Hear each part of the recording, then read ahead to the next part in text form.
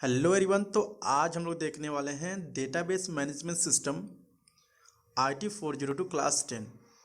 तो आइए वीडियो को शुरू करते हैं।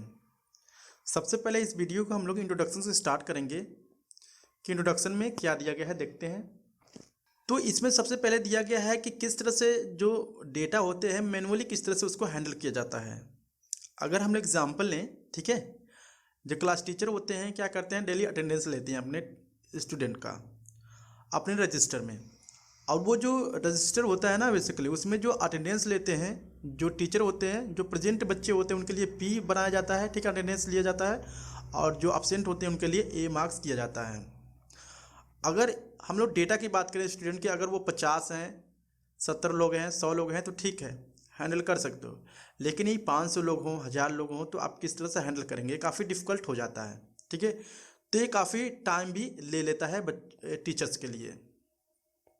और उन टीचर को क्या करना पड़ता है, बेसिकली डेली जो मंथ्स होते हैं, ठीक है, उनको हर एक मंथ वो सारी चीज़ों को अपडेट करना पड़ता है, अपने खुद हाथ से उनको राइट करना पड़ता है। अब क्या क्या राइट करना पड़ता है देखते हैं।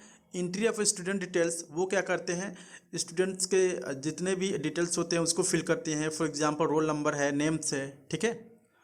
Writing student details on each months attendance, और हर एक मंथ का जो हम बोल सकते हैं उनका जो डिटेल है, कितने दिन उन्होंने प्रेजेंट हुए हैं, कितने दिन वो लोग अब्सेंट हुए हैं स्टूडेंट्स, उन सारे जो डेटा होता है ना वो लिखना पड़ता है।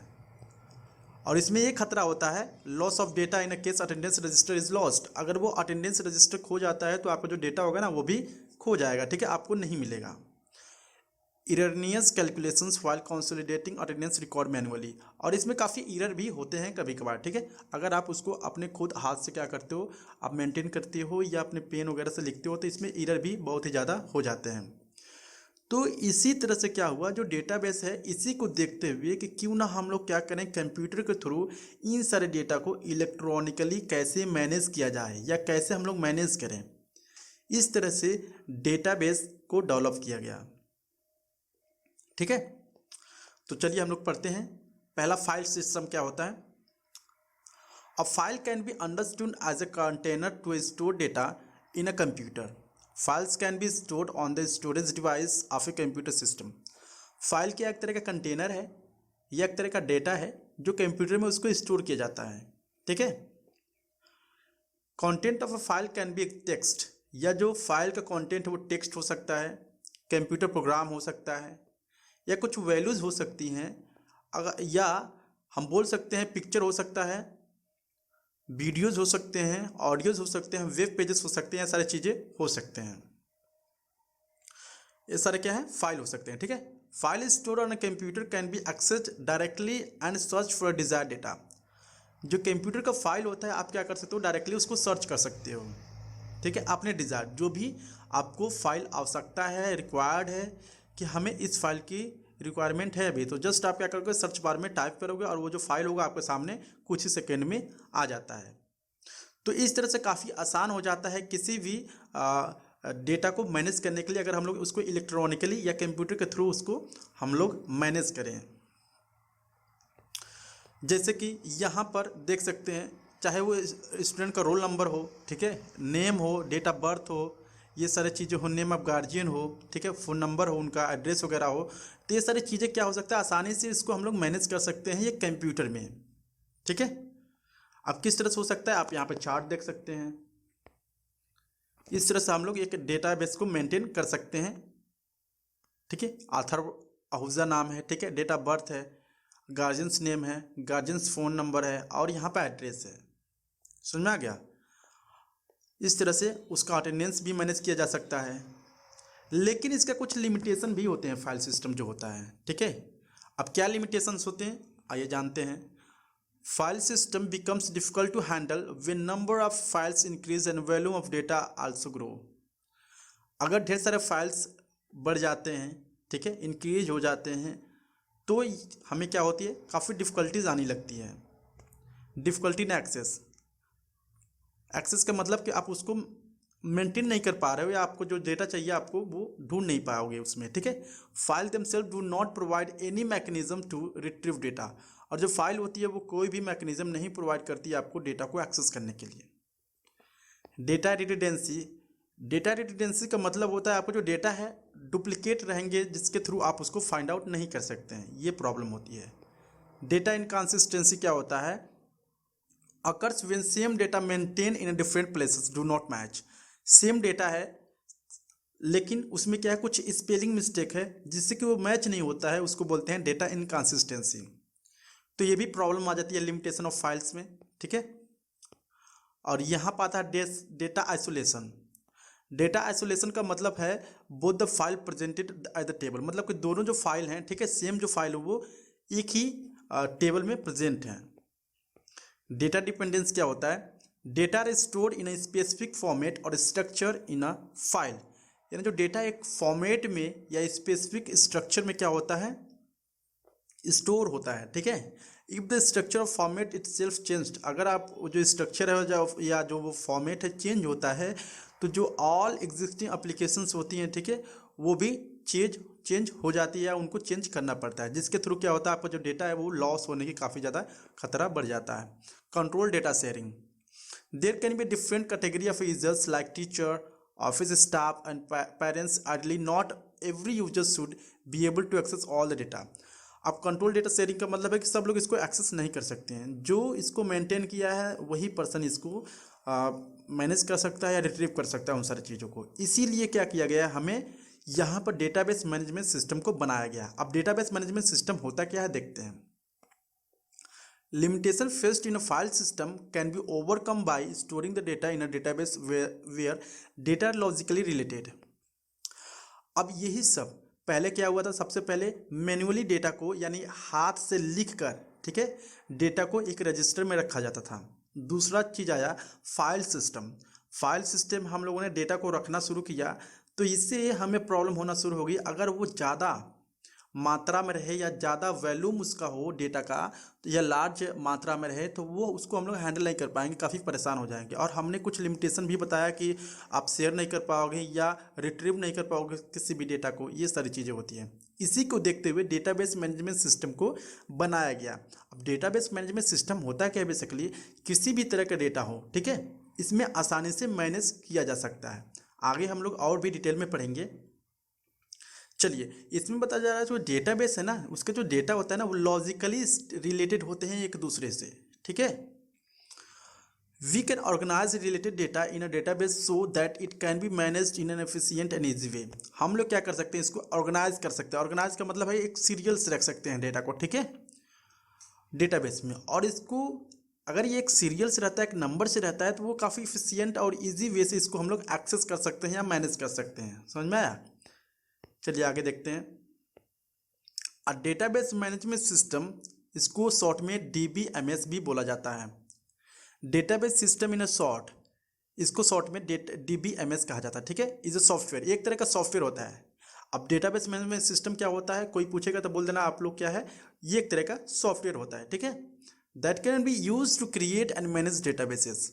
ये जो सॉफ्टवेयर होता है इसका यूज होता है, किस लिए यूज होता है, किसी भी डेटा को क्रिएट करने के लिए या उसको मैनेज करने के लिए या उसको रखने के लिए यूज होता है ये जो सॉफ्टवेयर होता है, ठीक है।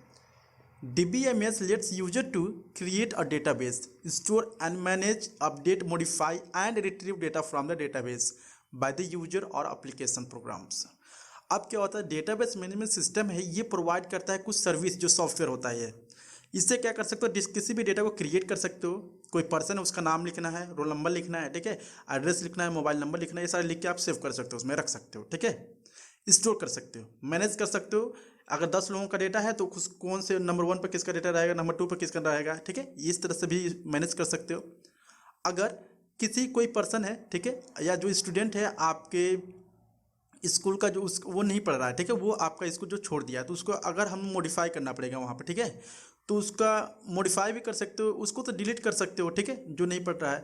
अगर किसी की स्पेलिंग मिस्टेक है किसी स्टूडेंट का या किसी भी नेम में, तो उसको अपडेट या मॉडिफाई कर सकते हो इसके थ्रू, ठीक है।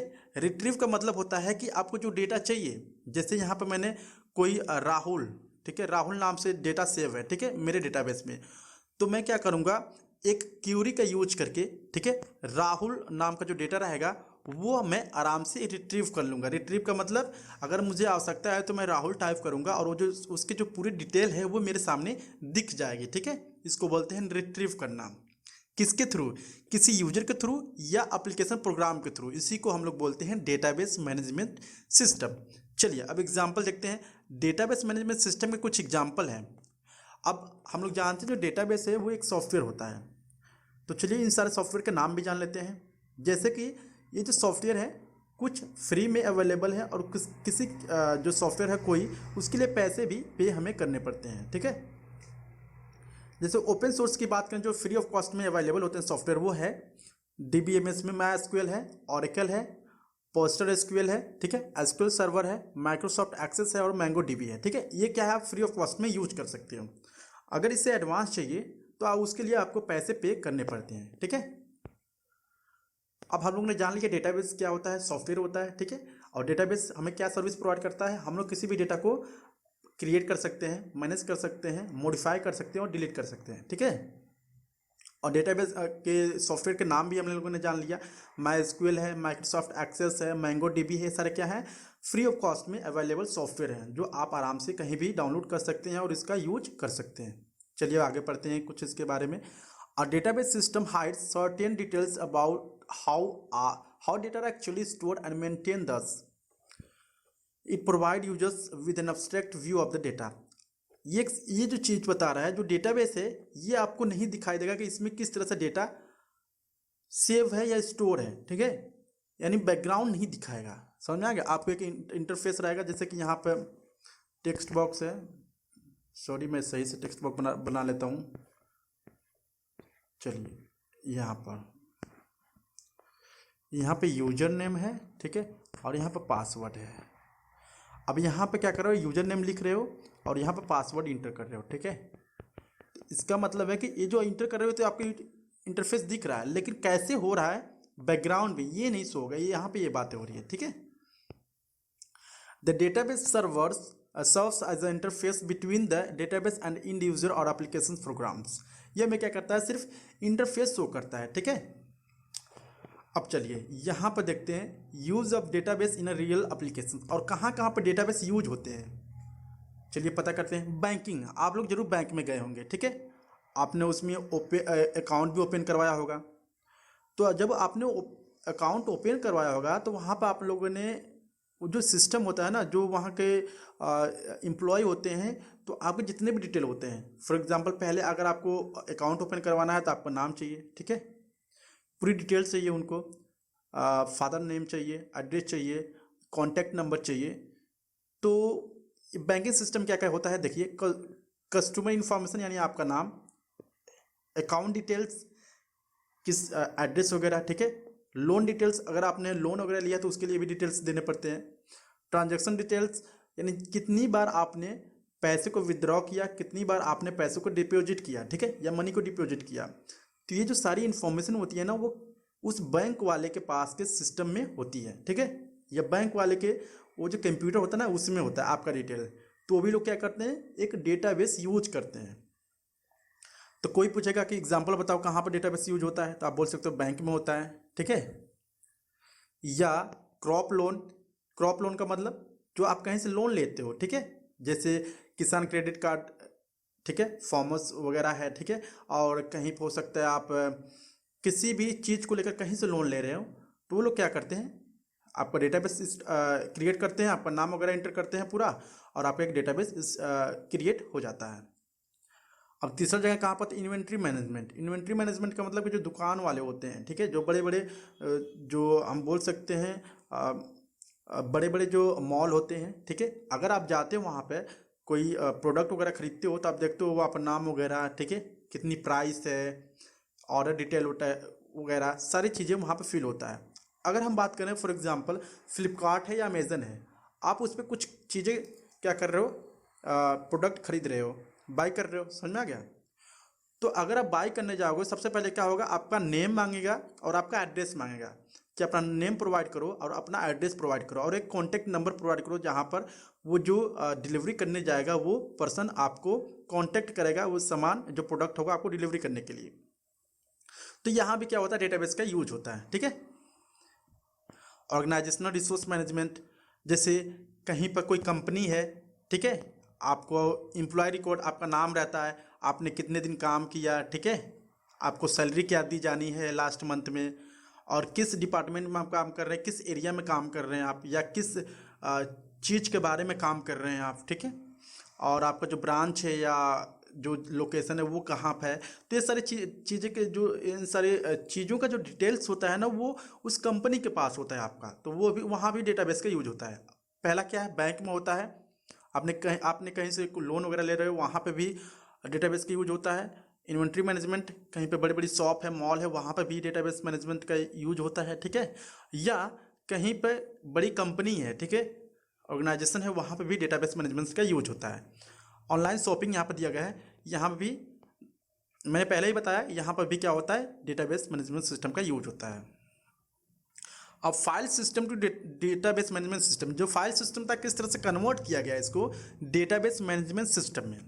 तो देखिए यह कह रहा है, let us revisit our school example where 2 data files were maintain table 7.1, यानी एक जो डेटा है वो टेबल 7.1 में है, ठीक है, और एक जो डेटा है टेबल 7.2 में है। Let us now design a database to store data those 2 files. We know that tables in a database are linked or related through one or more common, ठीक है, कॉलम्स और फील्ड। इन और example student, ठीक है, जो student का data है वो 7.1 में है, और जो अटेंडेंस का डेटा है वो टेबल 7.2 में है। तो आगे पढ़ते हैं। This 2 files into a database we need to incorporate the following changes, यानी क्या क्या चेंजेस करेंगे, जो डेटा है वो आपस में आसानी से लिंक हो जाएंगे। तो यहाँ पे ये दिया गया है, सर नेम है, need not to be maintain in attendance, जो हम लोग जानते हैं जो सर नेम है वो अटेंडेंस में आप नहीं डालोगे। If 2 sibling are in the same class, अगर 2 लोग हैं जो सेम क्लास में हैं तो उसके लिए भी आप क्या कर सकते हो, उसको रिमूव कर सकते हो। तो ये जो सारी चीज़ें हैं वो कर सकते हो यहाँ पर। जैसे कि यहाँ पर एग्जाम्पल देख लेते हैं, स्टूडेंट है, ठीक है, रोल नंबर आ जाएगा, सर नेम है, डेट ऑफ बर्थ है, ठीक है, गाइड वगैरह है, गार्जियन की डिटेल है यहाँ पर, और यहाँ पर अटेंडेंस है, ठीक है, ये सारी चीज़ें आप कर सकते हो। अब बात करते हैं नेक्स्ट टॉपिक की। वो जो टॉपिक है वो है की concept of database management system. कौन कौन से की होते हैं डेटाबेस मैनेजमेंट सिस्टम में, देखते हैं। पहला है डेटाबेस स्कीमा। अब डेटाबेस स्कीमा क्या होता है बेसिकली, और database schema is the design of database, it is the skeleton of the database that represent the structure, table names and there fields columns. Database schema क्या होता है, एक तरह का डिजाइन होता है एक डेटाबेस का, जो क्या शो करता है बताते हैं। Table no same table name show करता है, ठीक है, फील्ड शो करता है, और कॉलम वगैरह शो करता है। इसको बोलते हैं डेटाबेस स्कीमा। ये जो सारी चीजें हैं वो क्या है, डेटाबेस स्कीमा होता है। अब बात करते हैं डेटा कॉन्स्टेंट्स। डेटा कॉन्स्टेंट्स क्या होता है, sometimes we put certain restrictions और limitations on the types of data that can be inserted in one और मोर कॉलम्स ऑफ टेबल। यानी हम कभी कभार क्या करते हैं, कंडीशन यूज करते हैं। जैसे कि यहाँ पे मैंने लिख दिया है, हमने लिख दिया मोबाइल नंबर, ठीक है, तो हमने लिमिटेशन सेट कर दिया, इस जो बॉक्स है इसमें जो 10 डिजिट होता है ना मोबाइल नंबर का, उससे ज़्यादा नहीं आएगा, ठीक है, 10 डिजिट से ज़्यादा नहीं आएगा, तो इसको बोलते हैं डेटा कॉन्स्टेंट्स। तो जब आप इसको सेट कर दोगे तो ये जो टेबल है, सॉरी ये जो बॉक्स है, अगर आप इसमें 10 डिजिट है उससे ज़्यादा कोशिश करोगे नंबर को इंटर करने के लिए, तो वो इंटर नहीं होगा, मना कर देगा, ठीक है, तुरंत मना कर देगा कि ये एक्सेप्टेड नहीं है।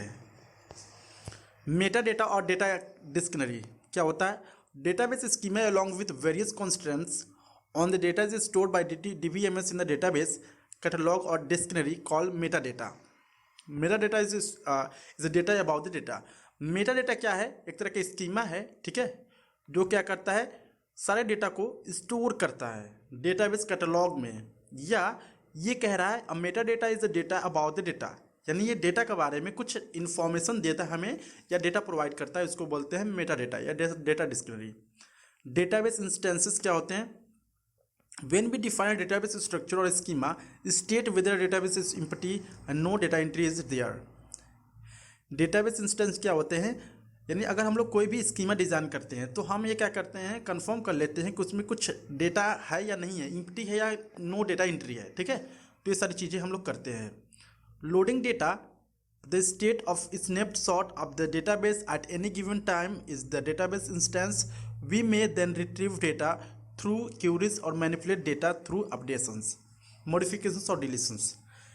अब क्या होता है इसमें, हम लोग क्या कर सकते हैं, किसी भी डेटा को क्या कर सकते हैं, हम लोग मेंटेन कर सकते हैं, रिट्रीव कर सकते हैं, मॉडिफाई कर सकते हैं और अपडेट भी या डिलीट भी कर सकते हैं, ठीक है।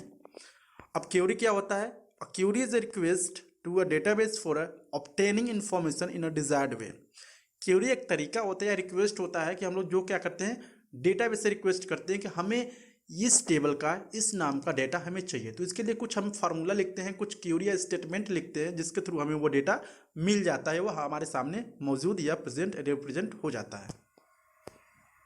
डेटा मैनिपुलेशंस क्या होते हैं, modification of database consist of 3 operations wise insertion, deletions, update.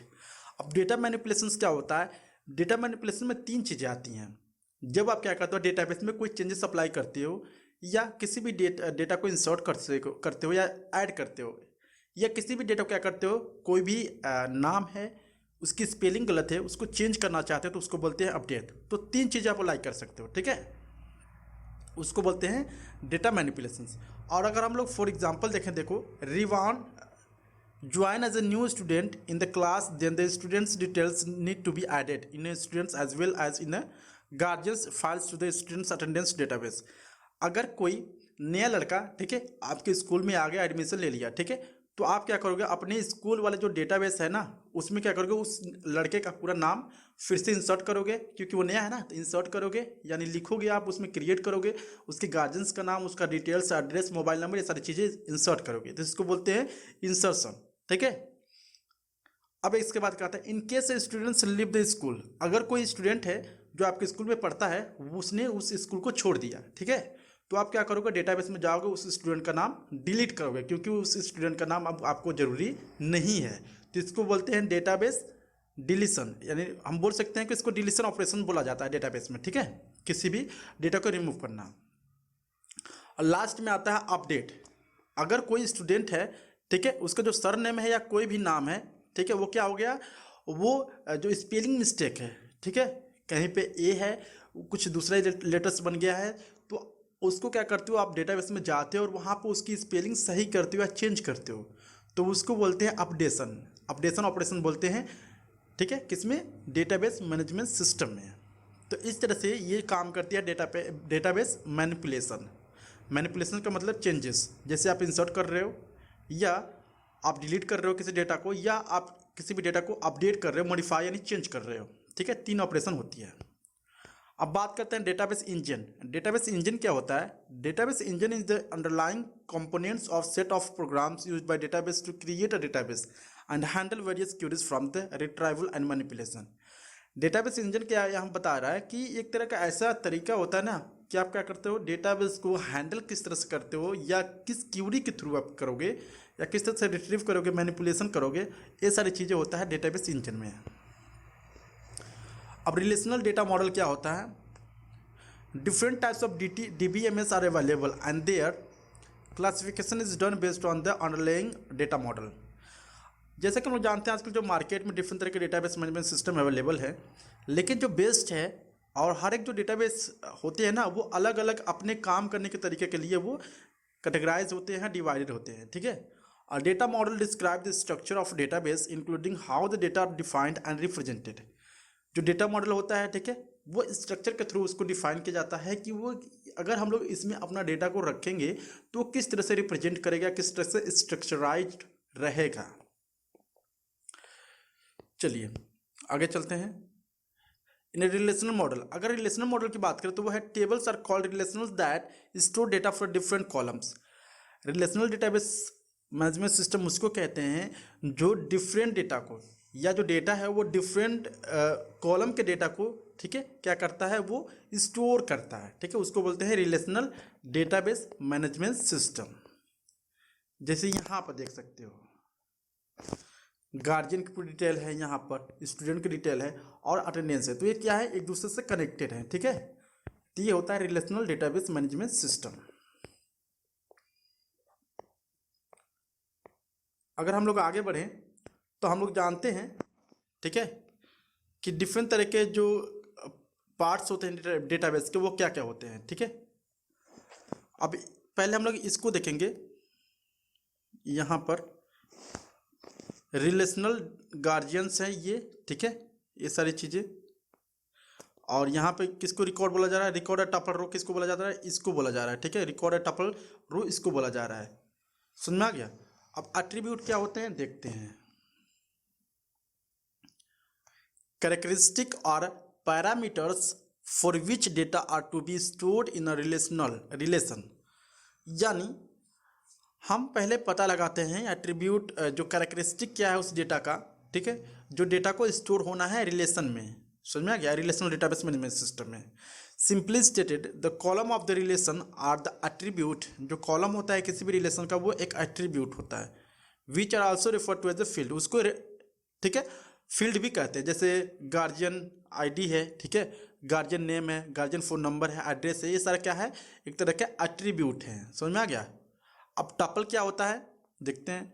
Each row of data in a relation table is called a tuple, जो हर एक रो होता है टेबल में, ठीक है, यानी ये जो रो है, ये जो रो है, ठीक है, यहाँ से यहाँ तक ये टपल होते हैं, ठीक है, जो डेटा होता है उसमें। डोमेन क्या होता है, it is a set of values from which an attribute can take a value in each row. ये क्या है, एक तरह का सेट ऑफ वैल्यूज होते हैं, ठीक है, जो क्या करते हैं किसी भी रो से वैल्यू को लेते हैं, take a value in each row, ठीक है, उसको बोलते हैं domain. Example in students relation, यानी स्टूडेंट टेबल में अगर हम लोग क्या करते हैं, the attribute roll number take an integer. अगर कोई भी टेबल है, अगर स्टूडेंट का टेबल है तो नाम रहेगा स्टूडेंट का और रोल नंबर रहेगा। तो जो रोल नंबर है अगर वैल्यू ले रहा है तो उसको बोलते हैं डोमेन, क्योंकि क्या कर रहा है, इंटीजर वैल्यू ले रहा है, ठीक है। जो रोल नंबर होता है 1 2 3 फॉर्म में होता है ना, नंबर के फॉर्म में होता है, उसको बोलते हैं, उसको बोला जाता है, क्या बोला जाता है, यहाँ पर डोमेन बोला जाता है। डिग्री क्या होती है, degree is the number of attributes in a relation is called the degree of the relation. For example relation guardian with 4 attribute is the relation of degree 4। Degree 4 का मतलब कि गार्जियन का जो टेबल है उसमें क्या होंगे, 4 डिटेल होंगे, जैसे कि गार्जियन नेम हो गया, गार्जियन रोल नंबर हो गया, ठीक है, गार्जियन मोबाइल नंबर हो गया और गार्जियन का डिटेल हो गया, ठीक है, वो क्या है, डिग्री 4 बोलेंगे इसे, ठीक है। पांचवा है cardinality, the number of tuples in the relation is called the cardinality, मतलब कि कितने नंबर्स ऑफ टपल्स अवेलेबल हैं किसी एक टेबल में, उसको बोलते हैं कार्डिनलिटी। ये रिलेशन नहीं देखेंगे हम लोग, यहाँ पे देखेंगे keys in a relational database management system. The tuples within relation must be distinct, it means no 2 tuples in the table should have the same value for all attributes. यानी tuple किसको कहेंगे, यानी हम बोल सकते हैं कि distinct मतलब कि खाली होना चाहिए, ठीक है, यानी ऐसे टेबल जिसमें क्या हो 2 सेम वैल्यू नहीं होने चाहिए, उसको बोलते हैं कि इन रिलेशनल डेटाबेस मैनेजमेंट सिस्टम। अब पहला जो आता है कैंडिडेट की, कैंडिडेट की क्या होता है,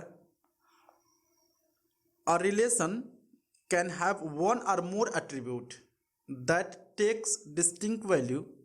Any of these attribute can be used to uniquely identify the tuple in the relation. Candidate की क्या होता है, ऐसा कि जो यूनिकली आइडेंटिफाई होता है, जिसका जो वैल्यू है वो क्या हो, यूनिक हो, अलग हो किसी एक टेबल में, ठीक है। Such attribute are called candidate key, अच्छा each of them are candidate key for the primary key, यानी इसमें क्या है, कोई रोल नंबर है तो वो भी प्राइमरी की हो गया, और कोई यहाँ पर मोबाइल नंबर है तो वो भी क्या हो जाएगा, प्राइमरी की हो जाएगा। तो ये क्या होंगे, कैंडिडेट की होंगे, ठीक है। फॉर एग्जाम्पल अगर हम लोग यहाँ पर देखें, ठीक है, the guardian ID and guardian phone always take unique value, तो ये क्या हो जाएंगे, दोनों कैंडिडेट की हो जाएंगे। अब प्राइमरी की होता है, क्या होता है देखते हैं, out of 1 or more candidate keys the attribute chosen by the database designer to uniquely identify the tuple in a relation called the primary key। यानी कोई टेबल है उसमें आपकी जो वैल्यू है, ठीक है, इसमें जैसे कि सीरियल नंबर